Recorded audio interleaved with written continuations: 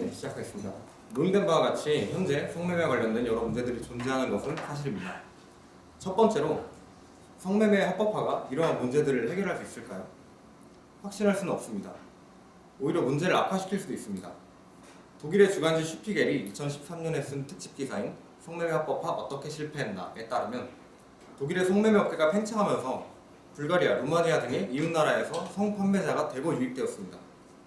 이에 따라 성매매 가격이 폭락해 맥도날드 빅맥 가격에 손이 거래되기도 했습니다.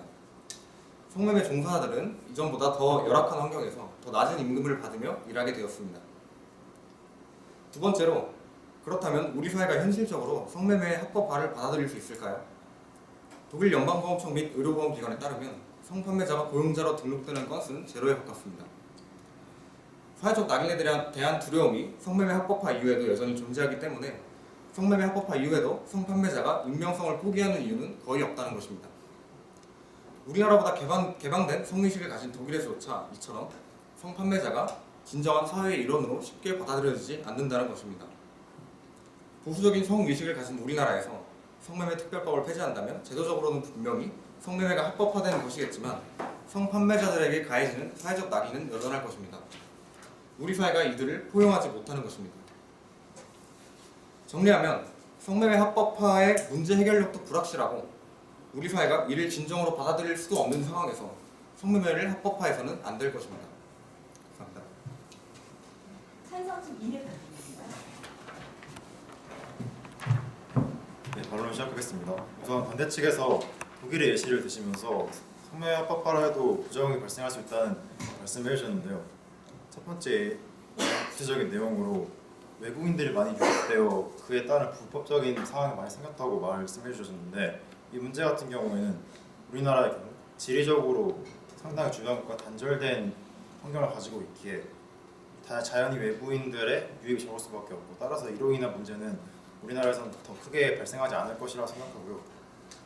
또 독일의 경우에는 성매매법과 얽힌 복잡한 정치적 역학관계와 수사 과정에서 본인과 그 가해자의 증언을 모두 필요로 한다는 절차적 복잡성 때문에 이게 수사가 잘 안 됐던 걸로 알고 있습니다. 그렇기 때문에 그런 부분은 제도를 적절히 개선한다면 충분히 개선할 수 있을 것이라 생각하고요.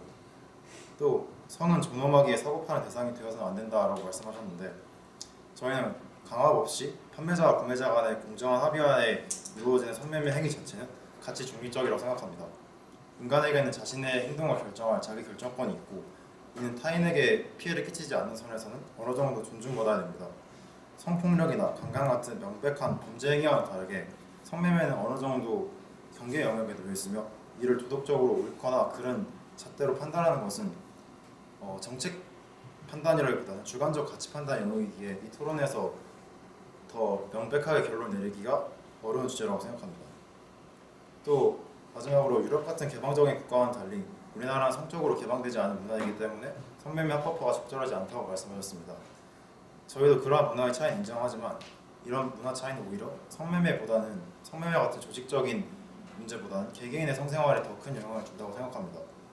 우리나라는 개개인의 성생활에 대해서는 유럽권 국가들보다 더 보수적인 시각을 가지고 있지만 앞서 통계에서 밝혔듯이 우리나라 성매매 산업은 경제 규모를 고려해 보았을 때도 훨씬 더 큰 수준입니다. 따라서 이렇게 불법화된 성매매가 심각한 우리나라에서 이를 방치하는 것은 위선적인 행위라고 생각합니다. 이상입니다. 반대 이해가 네, 반대 측 반론 시작하겠습니다. 우선 아까 우리나라가 성매매가 합법화되면 외국에서 성매매를 하기 위해 들어오는 관광객이 그렇게 많지는 않을 것이다라고 말씀하셨는데요. 그렇지 않습니다. 현재 중국과 일본은 성매매가 합법화되지 않았고 그 외 아시아 대부분 국가들이 성매매가 합법화되어 있지 않습니다. 그렇기 때문에 우리나라에서 성매매가 합법화되면 그 나라에 있는 국민들이 우리나라로 성매매 여행을 올 확률이 높습니다. 미국 중간선거에서 공화당 시의회 후보였던 성매매 알선업자, 즉 포주가 당선되었습니다. 이는 미국 네바다주에서 성매매가 합법화되었기 때문에 일어날 수 있었던 일입니다. 심지어 이 포주는 The Art of the Pimp라는 자서전을 내기도 했습니다. 여기서 핀프는 포주를 뜻하는 영어 단어입니다. 또한 네덜란드의 암스테르담의 성매매 집결지에는 성매매를 하러 온 관광객들이 인산인해를 이루고 있으며 아까 언급드렸듯이 독일의 성매매 종사 여성들은 성매매 가격이 떨어져서 더욱 가학적이고 위험한 행위를 제공해주는 대가로 돈을 벌고 있습니다. 사람들은 왜 성매매 사실을 숨길까요? 이는 불법이라서 처벌 가능성 때문에 숨기는 것도 있지만 아직 보편적인 도덕 기준에서 보았을 때 성매매는 비도덕적인 행위이기 때문입니다. 시장에서 거래되는 제화나 서비스가 거래 사실을 밝히는 것조차도 비도덕적인 행위라면 국가가 이를 규제할 근거는 충분하다고 봅니다. 시장은 효율적인 경우가 많지만 암암리에 거래되는 제화와 서비스를 시장에 맡길 경우 어떤 부작용이 발생할지는 아무도 모릅니다. 그리고 이 부작용이 발생했을 때 이를 다시 되돌리기는 무척 힘든 일입니다. 감사합니다. 네. 마지막으로 찬성 2의 발언입니다.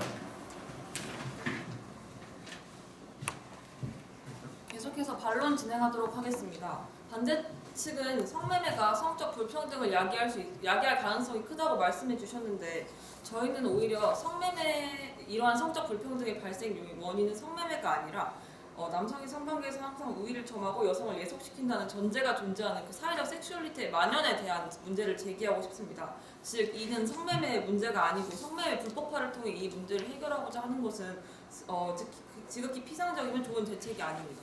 실제 통계를 보자면 매춘을 합법화하고 비범죄한 나라들은 서구 유럽 등 여성 인권 등 인권 선진국의 비율이 높으며 도리어 성매매를 규제하고 성구매자에게 강력한 처벌을 하는 나라일수록 이슬람 국가 혹은 아프리카 등의 여성 인권이 매우 낮은 국가임을 알 수 있습니다.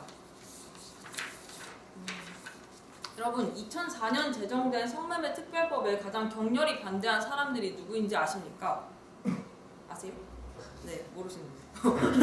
바로 판매자 여성을 주축으로 한 성근로자들입니다.